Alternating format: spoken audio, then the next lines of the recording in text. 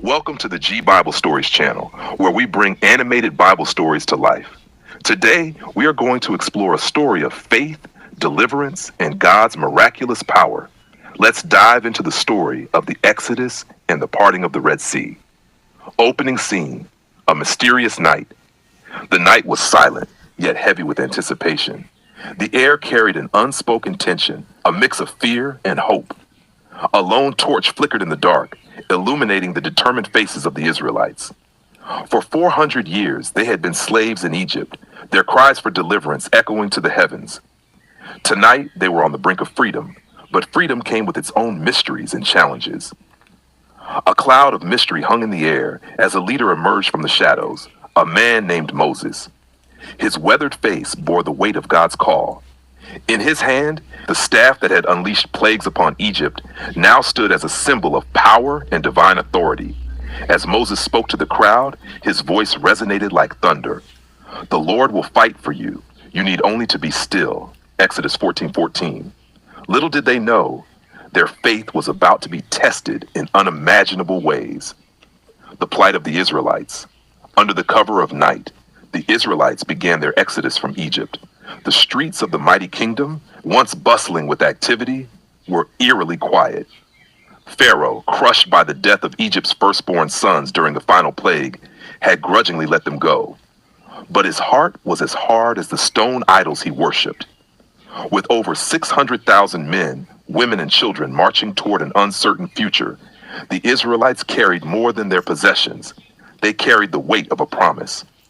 God had spoken to Moses through the burning bush, declaring, "I have come down to rescue them from the hand of the Egyptians and to bring them up out of that land into a good and spacious land." Exodus 3:8. But freedom was not without its challenges. Pharaoh's pursuit, a moment of terror. In the royal palace, Pharaoh's rage burned bright. How could he let his slaves leave? Without them, Egypt's power and wealth would crumble. He gathered his chariots, his horses, and his fiercest warriors. The sound of hooves thundered across the land as Pharaoh's army raced toward the fleeing Israelites. The Israelites, now camped by the Red Sea, heard the distant rumble. Fear gripped their hearts as they saw the Egyptian army approaching. Trapped between Pharaoh's chariots and the vast, impassable waters of the Red Sea, they cried out in despair. "Was it because there were no graves in Egypt that you brought us to the desert to die?" Exodus 14:11. But Moses stood firm. "Do not be afraid. Stand firm and you will see the deliverance the Lord will bring you today." Exodus 14, verse 30. The Red Sea parts. As the sun dipped below the horizon, the presence of the Lord manifested in a pillar of cloud and fire, standing between the Israelites and the Egyptian army. The cloud brought darkness to the Egyptians and light to the Israelites, a clear sign that God was with them. Moses, with unwavering faith, lifted his staff over the Red Sea. A fierce wind began to blow, tearing through the waters.